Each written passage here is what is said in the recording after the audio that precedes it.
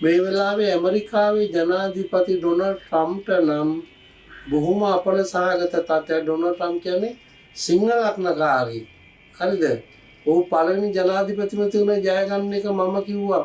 ලෝකේ පුරාම කිව්වේ හිලරි ජයග්‍රහණය කරනවා කියලා. මම තමයි කිව්වේ කේන්දර දෙක හදලා දෙන්නගේ හිලරිගේ ඩොනල්ඩ් ට්‍රම්ප්ගේ දිනන්නේ ඩොනල්ඩ් ට්‍රම්ප් කියලා. ඒ ඩොනල්ඩ් ට්‍රම්ප්ගේ කේන්දරේ කුජසිංහයේ උප්පත්තිය.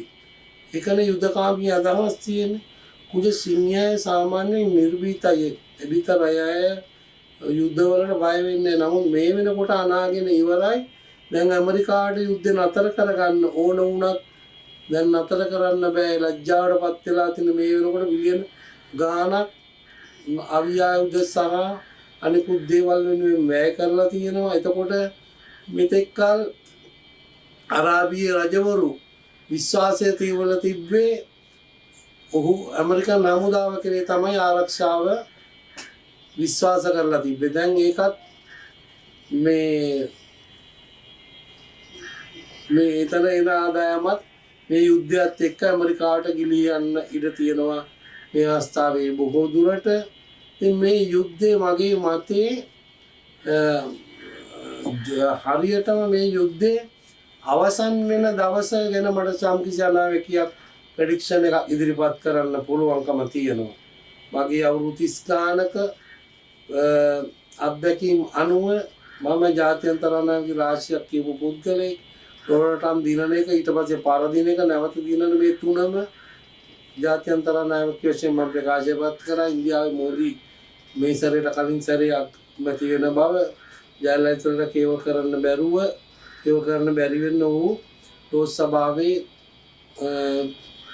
සම්පූර්ණ බලයක් ගන්නවා කියලා ඒ වගේ ආකාරයෙන්ම සිද්ධ වුණා. ඉතින් මෙතනදී මගේ මතය තමයි හරියටම මේ අවුරුද්දේ ජූනි 2 වෙනකම් මේ යුද්ධේ ඇදී යනවා. ඉතින් මේක නිසා අපේ රටවල් වලට තුන්වෙනි ලෝකේ අපේ රටවල් වලට බොහොම ආර්ථික අපහසුතාව ඇති වෙනවා. විශේෂයෙන් අපේ තේ ටික හිර වෙලා තියෙනවා අපනයනය කරපු අරාබියට යාපු. එතකොට ගාමන්ට් වලින් යාපු අපනයනය කරපු රෙදි එහෙන් හිර වෙලා තියෙනවා.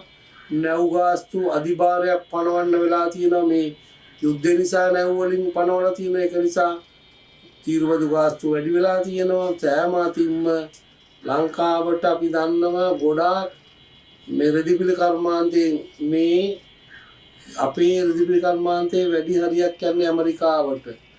මේ යුද්ධමය තත්ත්වයක් එක්ක ඒවා කලට වෙලාවට යවන්න බැරි වුණාම එතනින් එන අපහසුතා, ආර්ථික අපහසුතා, ඒ වගේම අපේ තේ රබර් පොල් තුනෙන් තමයි වැඩිම ආදායම තිබ්බේ. ඒ තුනම කඩලා තියෙනවා. මේ වෙනකොට ලෝකේ පුරා විසිරලා ඉන්න අපේ මිනිස් ශ්‍රමයෙන් තමයි අපිට මූලික ආදායම එන්නේ කියලා මේ වෙනකොට අපි දන්නවා මේ රටේ බුද්ධිමත් ජනතාව. ඉතින් මෙතනදී අරාබිකරේ රැකියාවල් කරන්න ගිහිපු අය පවා රැකියාවල් නැතුව මහලා තියෙනවා නම් ඒ ආයතන උන්ට පඩි ගෙවන්නේ නැහනේ. ඉතින් ඒක නිසා ආර්ථික අර්බුද රැසක් මේ වෙනකොටම ඇති වෙලා ඉවරයි. බලන්න යුද්ධය ඇති වෙලා අද දවස් 18යි. මේ යුද්ධය ඇති වෙලා අද දවස් 18ක් වෙනවා. එතකොට මේ වෙනකොට ඇමරිකාව සහ ඊශ්‍රායල කියනවා ඉරාන නෞකා 100කට මේ වෙනකොට පහර දීලා තියෙනවා කියලා. ඒ වගේම ඉරානේ අපි දන්නවා නෞකා 17කට පහර එල්ල කරලා නෞකා 3ක් මේ ගිනිබත් වුණා. ඒව මාධ්‍ය තුලින් අපි දැක්කා. මේක නිසා ලෝක බල ශක්තිය අර්බුදකාරී තත්ත්වයක ගමන් කරනවා. මේ සියල්ලටම ඩොනල්ඩ් ට්‍රම්ප් සහ නෙතන්යාහු වගේ කියන්න ඕන. මේ දෙන්නගේ මේ යුද ප්‍රකාශ කිරීම නිසා තමයි ලෝකයේ අර්බුදකාරී තත්ත්වයක් ඇති වෙලා තියෙන්නේ. දැන් ඩොනල්ඩ් ට්‍රම්ප් පිස්සු බල්ලෙක් වගේ හැසිරෙනවා අපි දකිනවා. තමන්ට ඒ රාෂ්ට්‍රයක් යනකොට සෙනසුරු වට වෙන්නේ ගමන් කරන්නේ. මට මෙන්න මේ විදිහට ප්‍රෙඩික්ෂන් එකක් ඉදිරිපත් කරන්න පුළුවන්. නෙතන්යාහු මේ යුද්ධයේ ජීවිතත්වයටපත් වෙන්නේ නැහැ. 2027 ජුනි 2 වෙනකන් ඔහුගේ කේන්දරයේ මේ වෙලාවේ බලවත් සෙනසුරු තුලා ලග්නේ 6 වෙනි ගමන් කරන්නේ කිසිම ඒ රාෂ්ට්‍ර කපලයක් ඔහුට නැහැ.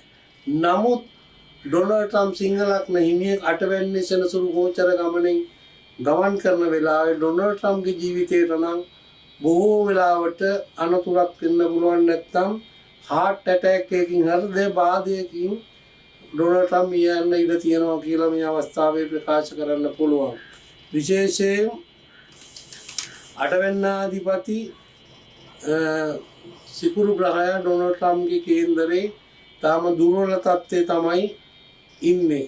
එදා ඌට බොහෝ වෙලාවට ඌගේ දුර කාලය අවසන් වීමට පෙර හිතා ගන්න බැරි තත්ත්වයකට ඇද දමන්න ඉඩ තියෙනවා කියන එක පවසන්න ඕන. දැන් මේක නිසා ඩොනල්ඩ් ට්‍රම්ප් කියන මිනිහට මුළු ලෝකෙම ජනතාව බනින වෙලාවක් මේ වෙලාව. සාප කරන වෙලාව. හරි සමහරවිට ඩොනල්ඩ් ට්‍රම්ප්ට ලංකාවේ ඉන්න මිනිස්සු පොල් ගහන්න පුළුවන් ගිහිල්ලා.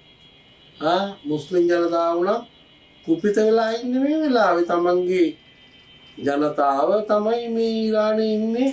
ඊරානි ජනතාව පාසල් ශිෂ්‍යයන්ට පවා ඕම් ප්‍රහාර එල්ල කරා ඉස්රාලේ. අපි දුටුවා. මේ වෙනකොට අද ලෙබනන් වල රෝහලකට ගහලා තියෙනවා. දැන් නෙතන්යාහු කියන්නේ ඇත්තටම පිස්සෙක්. දැන් ඩොනල්ඩ් ට්‍රම්ප් කියන්නේ පිස්සු බල්ලෙක්. මේත් ඇවිල්ලා හොඳ පිස්සු බල්ලෙක් තමයි. නෙතන්යාහු කියන්නේ යුද්ධෙටම උපන් මිනිහෙක්. තුලා ලග්නේ මේ ඉපදිලා තියෙන්නේ.